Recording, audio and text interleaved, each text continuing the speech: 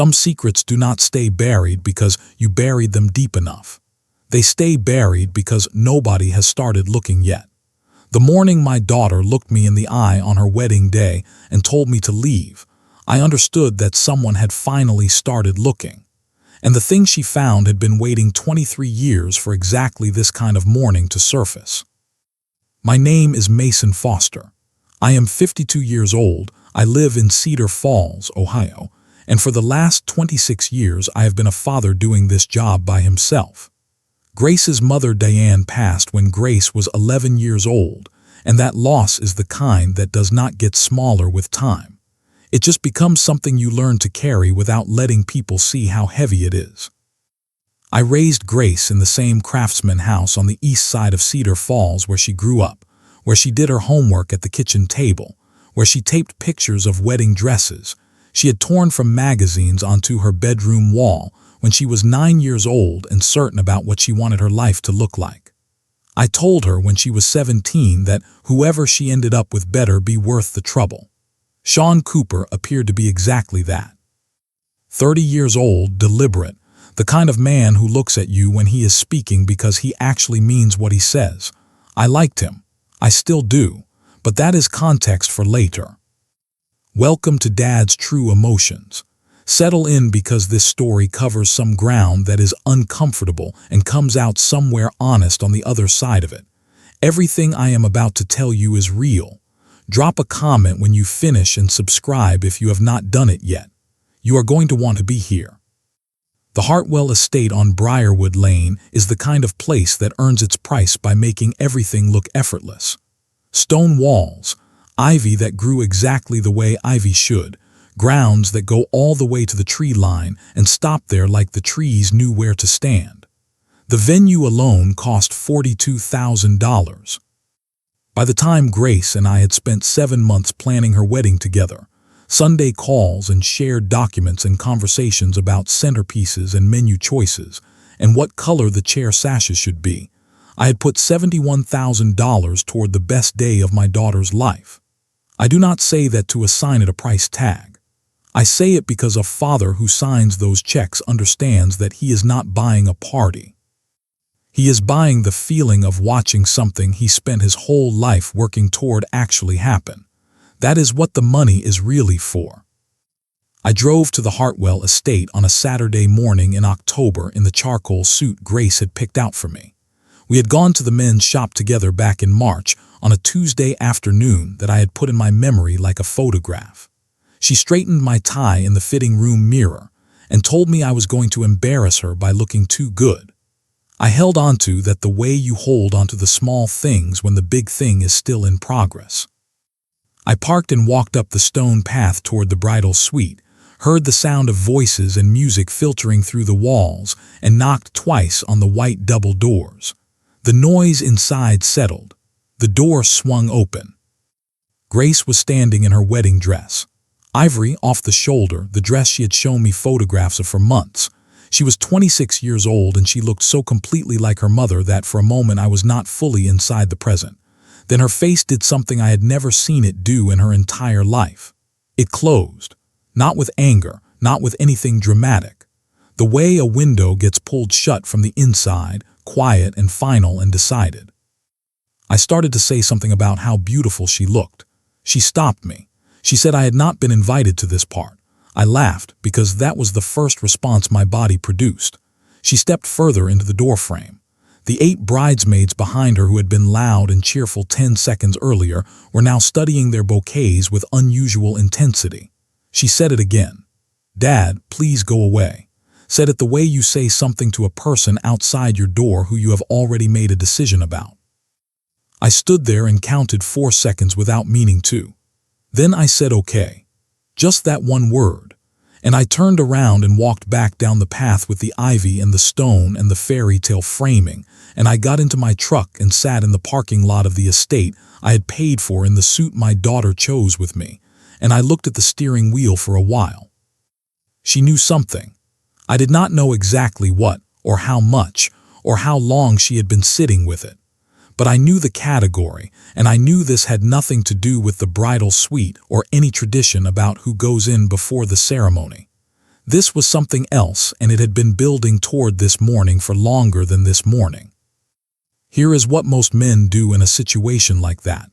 They call, they text, they find someone inside to carry a message. They make the moment into a scene that becomes about their own hurt feelings. I'm not built that way. I opened my banking app and I began canceling every outstanding payment attached to that wedding. The venue balance, the catering, the florist, the photographer, the DJ, the string quartet. $71,000 reversed in roughly 9 minutes, sitting in a parking lot in October with my jacket getting wrinkled against the seat. I want to be honest with you about what that felt like, because it was not power. It was not satisfaction. It felt like a man doing the only thing that was available to him that was also true, which was acknowledging that whatever was happening today had been about something other than a wedding from the start, and that money was never what any of it was really about. I had known for 6 weeks that something was shifting. It started the way significant things usually start, which is small and easy to explain away.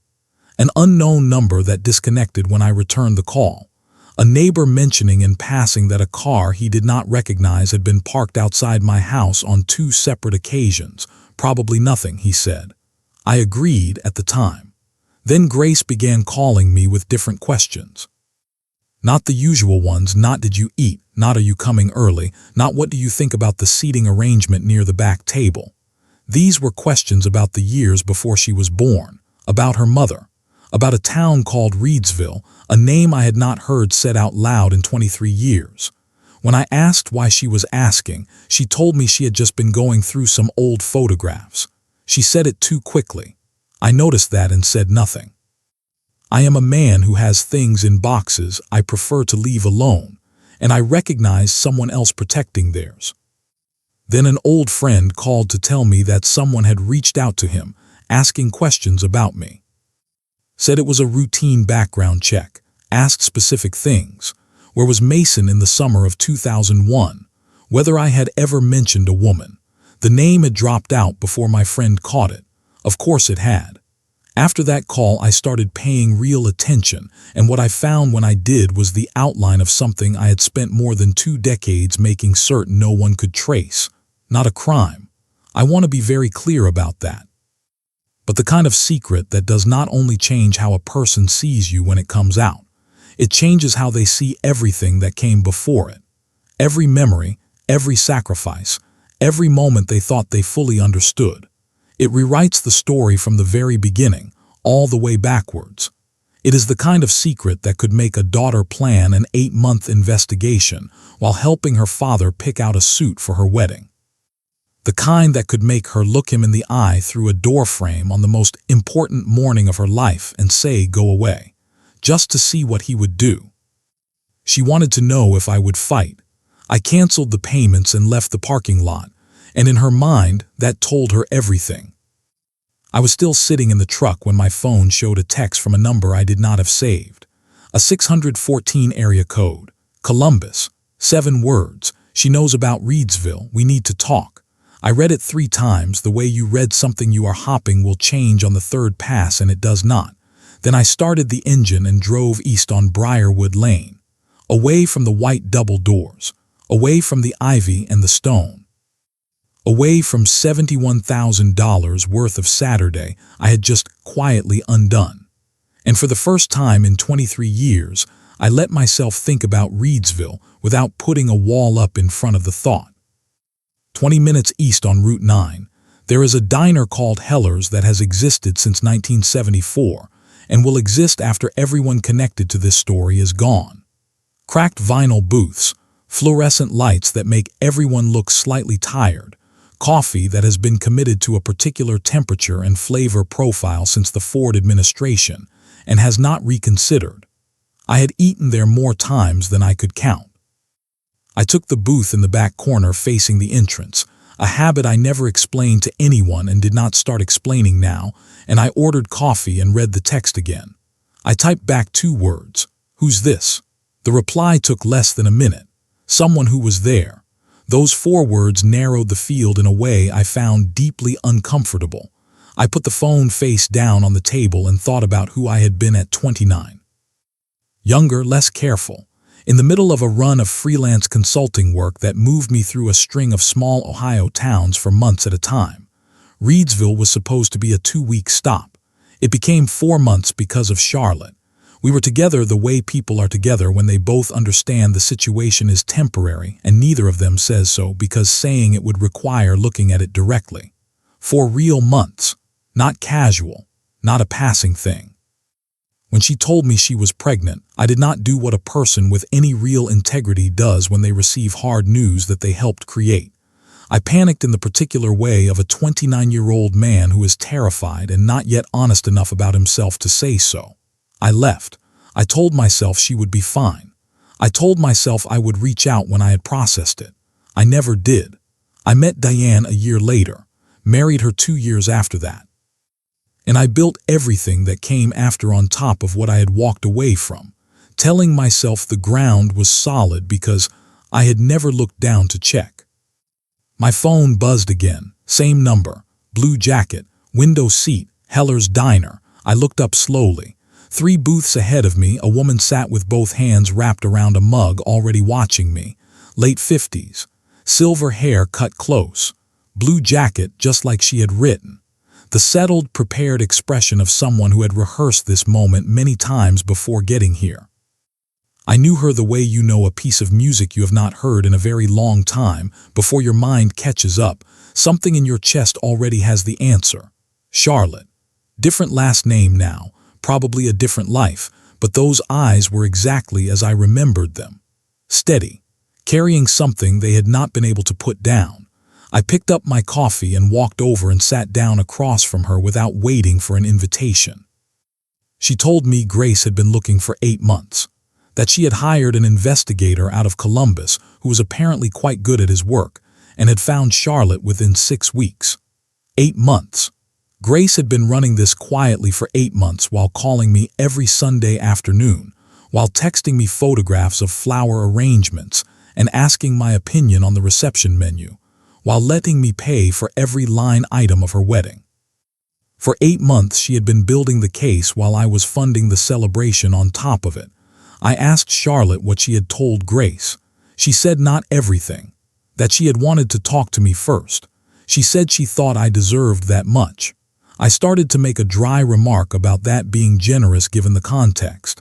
She stopped me before I finished it. She said with a quiet sharpness that was entirely deserved that she had carried this alone for 23 years and I did not get to be dismissive right now. She was right. I let it land. She told me what Grace knew, that I had been in Reedsville in the summer of 2001, that I had not been alone, that something had happened which I had never spoken about. Then she paused and told me what Grace did not know, that there was no child, that the pregnancy had not gone forward. I let out a breath I had been holding in my chest since she first said the word. Charlotte said the secret Grace was actually trying to resolve was simpler and more personal than a child. It was about character, about whether the man she had grown up with was who he appeared to be, or whether he was a version of someone constructed for her benefit. She had found letters, unsent ones, written in my handwriting, dated 2001, never mailed. Diane had kept them in a box in the hall closet without ever once saying a word to me about finding them, which I understood immediately and completely as an act of love so large and so quiet that it made the back of my throat tighten. Grace had found the box, found the letters, read them, understood they were sad and guilty in a way she could not explain, and spent 8 months trying to find the explanation.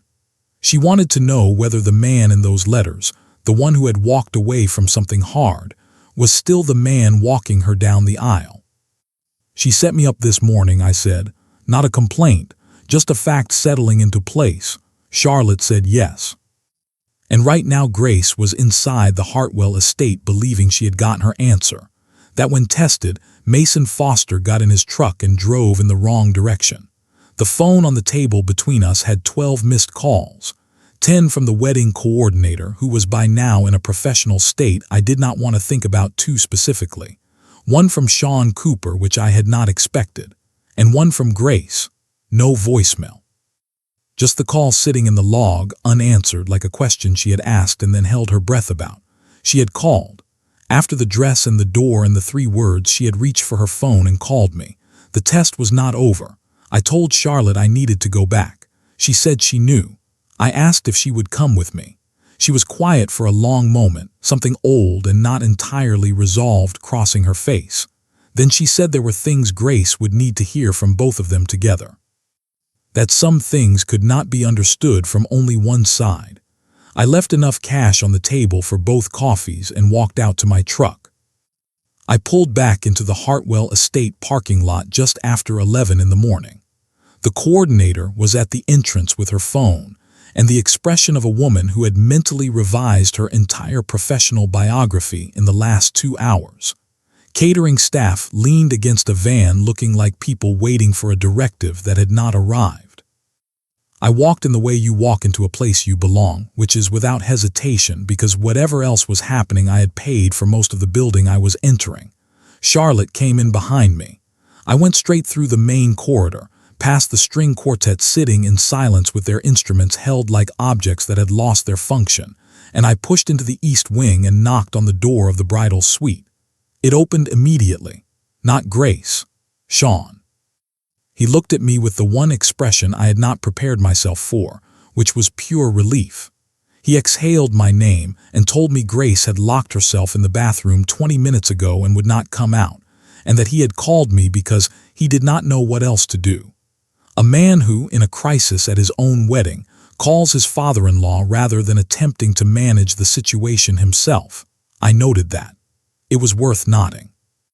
The bridal suite was emptied. Bridesmaids gone, flowers beginning to soften at the edges. 2 champagne flutes on the vanity, one full and untouched. I asked Sean how much he knew. He said enough.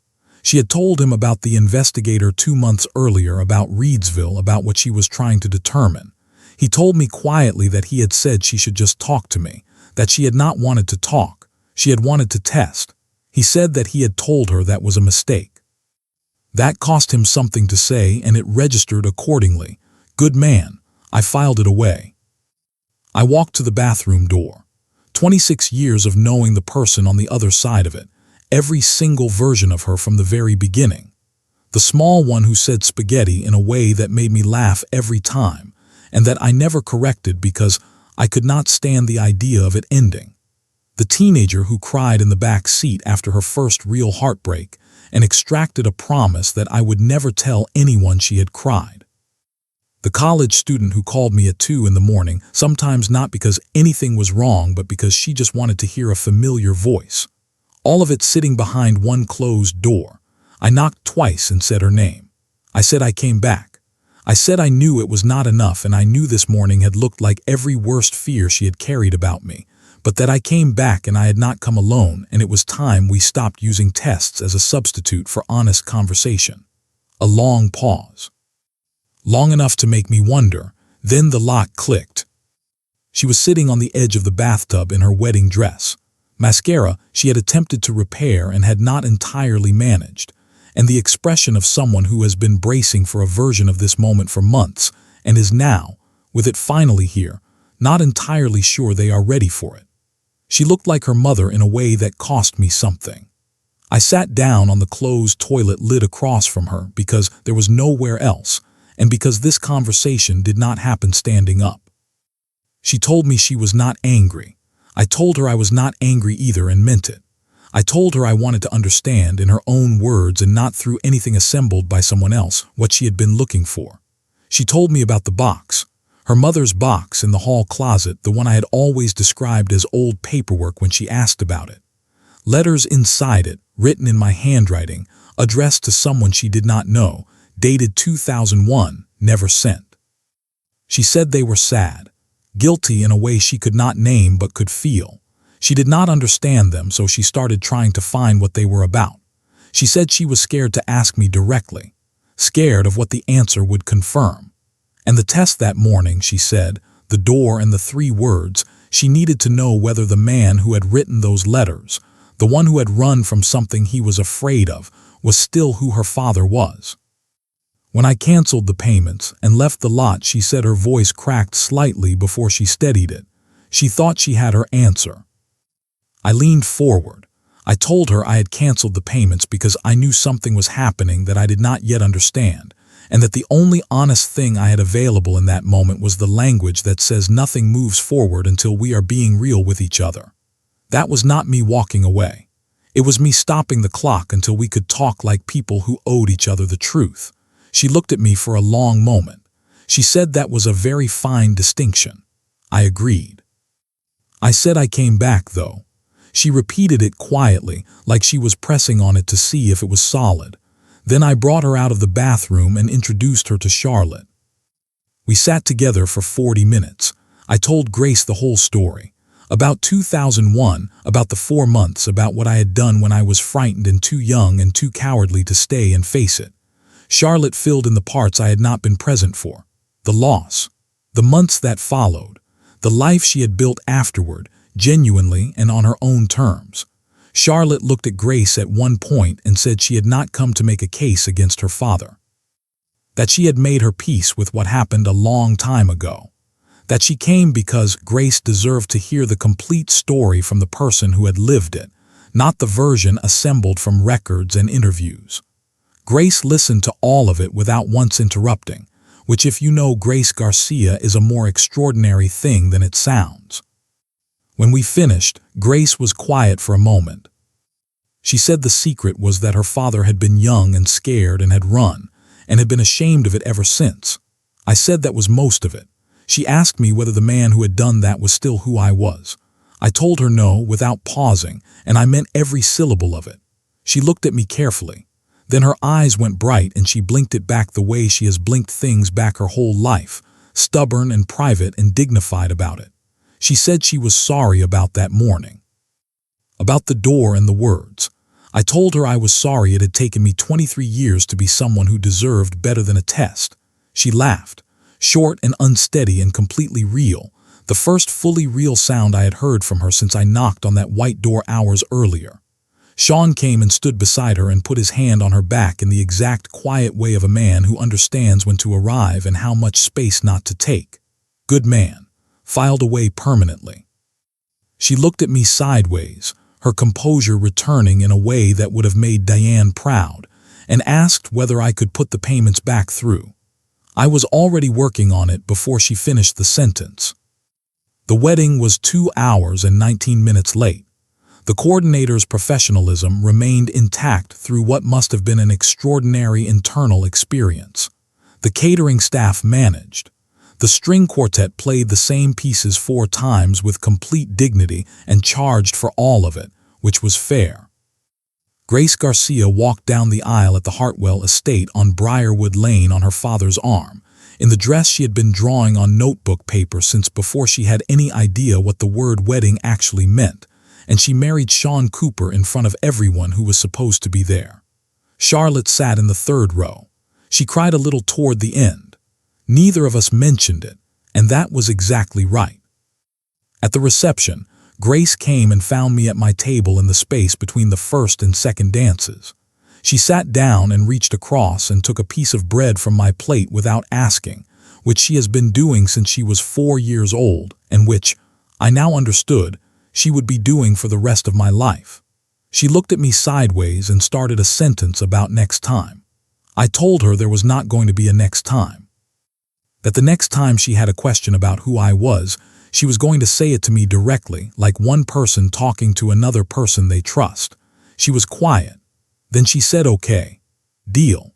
She put her head against my shoulder for 3 seconds, just the way she used to when she was small and the world got too loud and she needed a moment to put it down somewhere. Then she stood up, smoothed her dress, and walked back to her husband. I sat there for a while in the room I had nearly dismantled in a parking lot that morning, listening to the music and the noise of people having a good day, and I thought about what it actually means to come back. Not the driving back, not the knocking on the door. The other part. The part where you sit across from your daughter on the edge of a bathtub in a room that smells like hairspray and flowers, and you say the thing you have been not saying for 23 years, and you find out whether what is left after all that silence is still enough to build something honest from. It was. That is the only thing I know for certain that I did right on that Saturday. Not the check, not the suit, not any of the $71,000. I turned the truck around. That was it. That was the whole thing, and it was enough. If this story reached you, hit the like button and subscribe to Dad's True Emotions. It keeps this going and it costs you nothing. Thank you for being here. It genuinely means something.